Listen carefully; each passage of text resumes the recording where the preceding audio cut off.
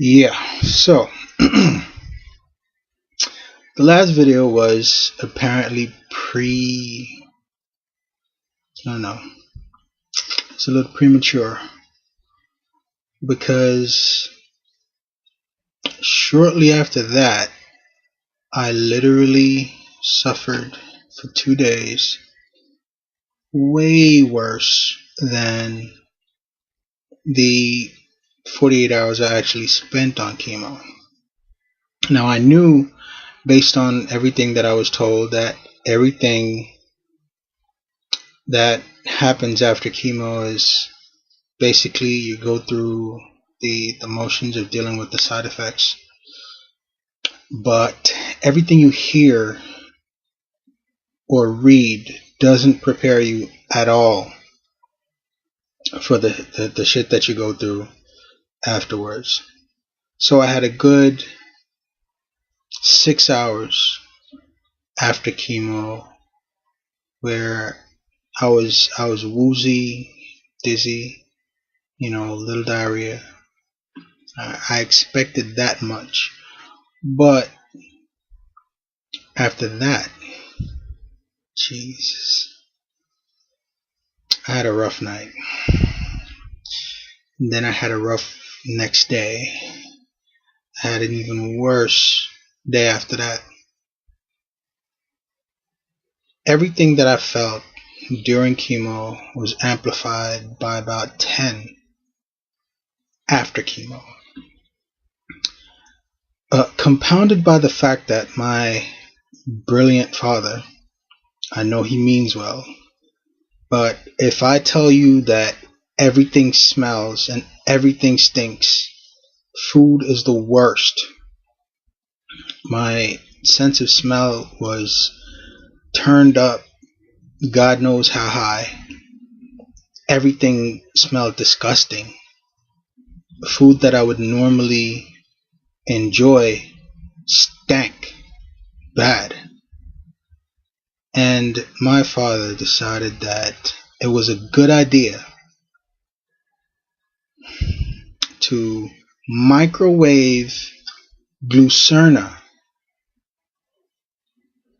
For my Jamaican people, just think about somebody microwaving Suppligen and putting it by your nose after you told them that everything stinks and you don't want to smell anything.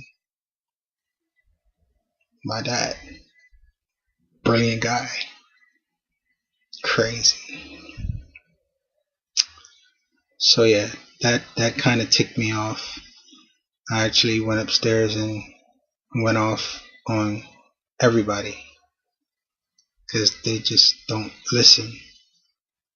They hear you, but they don't listen. Anyway, the side effects so far have been horrible. The only thing I can think of to make it through this next 11 sessions is to find some kind of routine that covers me for 5 days, because 2 days of chemo wasn't actually that bad. It was afterwards, like there was a good few hours between when chemo actually ended and the side effects kicking in. So I need some kind of routine to cover me for the next 3 days after that, because I was exhausted.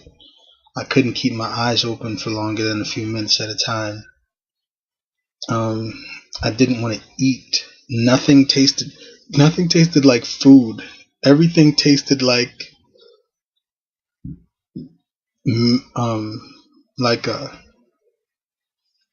had like a minty, I don't want to say minty because it wasn't like say a dinner mint or anything like that. It's just that nothing had a taste.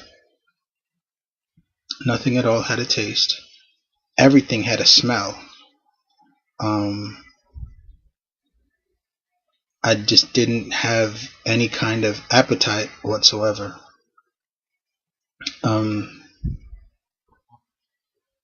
The the diarrhea is crazy because even water comes out, and I was told I had to drink a lot of water, which I suspect that is so that the chemo could be flushed out of my system.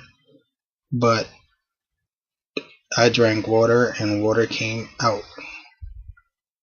Not fun. My ass is sore. Everybody knows I like a good shit joke, but that was not funny. My ass has been going through a lot. I think my asshole is grumpy. But this is the best I felt 2.5 days later. Almost 3 days, I want to say. And now I know what to expect.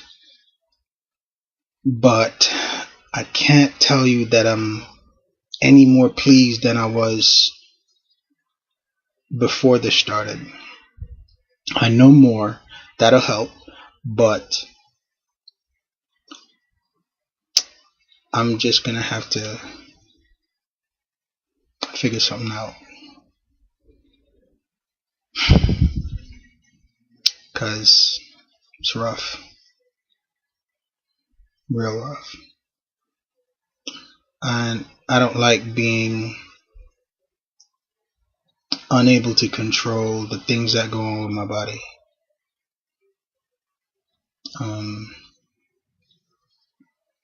And I'm just now being able to. I'm about 90% of what I was prior to chemo. But chemo is a beast. And I think I could ramble on and on about this, but I'm gonna end your suffering. If you're watching, thanks for watching.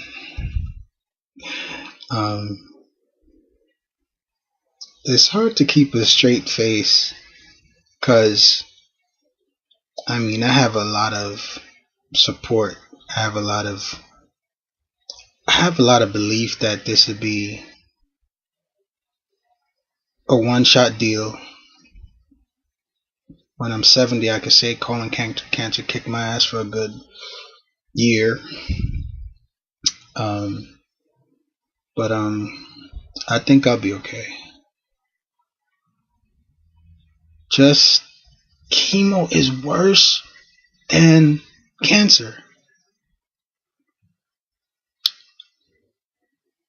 The cancer itself had me in pain, but I was at least able to function, because pain is nothing.